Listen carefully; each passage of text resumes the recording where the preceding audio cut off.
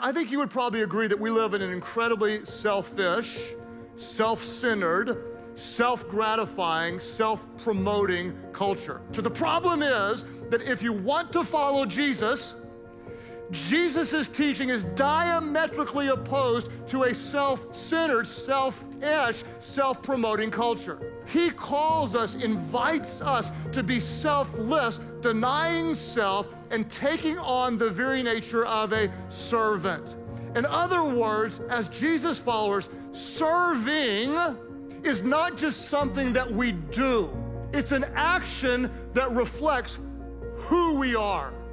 Serving isn't just what we do. A servant at our core is who we're called to be. So how do we become a faithful servant? You might say, I can't make clothes, so I can't give to the poor. So what I want to do today is keep it really, really simple. So the first thing you can do is you can bring a lunch. What do we mean by the lunch? Well, David was the youngest of 8 brothers, the son of a man named Jesse.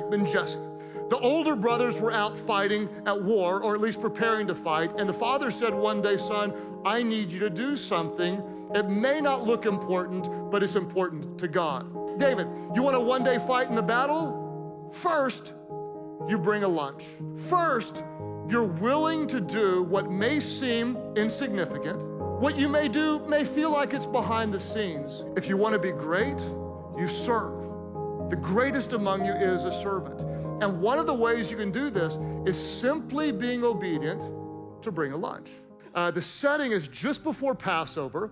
It's a Thursday night. There's a secret meeting going on in the upper room. Jesus does, he looks around the room and he sees proud hearts, dirty feet, and Jesus puts on a slave's apron, gets down on his hands and knees, takes a bowl and a towel and starts washing feet. Because Jesus knew the greatest among you is never a self-promoter, but he's always a servant. How do you become great? You become great by it being less about you and more about him, therefore more about other people. Because serving isn't just what we do. A servant is who we are.